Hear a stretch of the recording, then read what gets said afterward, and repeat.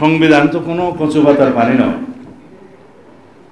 যে যা খুশি যেভাবে খুশি সেভাবে আমরা বলে দিলেই পরিবর্তন হবে।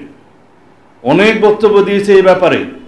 যখন রাষ্ট্র সংবিধান ছিল না, দেশে যখন স্বাধীনতার ঘোষণা দিতে হয়েছিল, বাংলাদেশের উপরে যখন যুদ্ধ চাপিয়ে দেয়া হয়েছিল, তখনকার নির্বাচিত প্রতিনিধিরা এই ভূখণ্ডের জন্য গণপরিষদ গঠন করে স্বাধীনতার ঘোষণাপত্র জারি করেন। সেখানেই জনগণের সামনে তারা বললেন, তারা গণপরিষদ গঠন করলেন।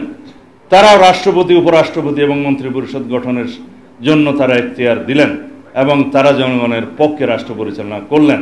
তারা জনগণের পক্ষে সমস্ত আইন কানুন প্রেসিডেন্ট অর্ডারের মাধ্যমে জারি করলেন। সেই বৈধ প্রক্রিয়ার মধ্য দিয়েই বাংলাদেশ চলেছে। পরে সংবিধান হয়েছে, সেই সংবিধান অনুসারে নির্বাচন হয়েছে। নির্বাচনের পরই সেই সাংবিধানিক প্রক্রিয়া রাষ্ট্র রেগুলারলি এসেছে। এখানে কোনো অনিয়ম হয়নি। এখন পর্যন্ত 17 বার এই রাষ্ট্রের সংবিধান পরিবর্তন হয়েছে, অ্যামেন্ডমেন্ট হবে, আগামীতে 18 বারও হবে। পৃথিবীর কোনো রাষ্ট্রে এই পর্যন্ত, উন্নত রাষ্ট্রেও 127 বার পর্যন্ত 1947 সাল থেকে এই পর্যন্ত সংবিধান পরিবর্তন হয়েছে।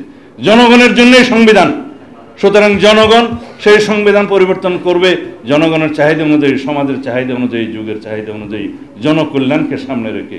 সুতরাং আমরা যেন কেউ আবেগী না হই, কেউ যেন এটা না বলি যে গণপরিষদের মাধ্যমে নতুন সংবিধান করতে হবে।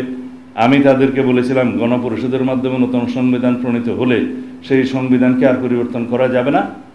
1972 সালে যে সংবিধান প্রণীত হয়েছে সেটা কি গণপরিষদের মাধ্যমে হয়নি? সেটাকে 1 বছরের ভিতরে পরিবর্তন করতে হয়নি? সংশোধনী আনতে হয়নি?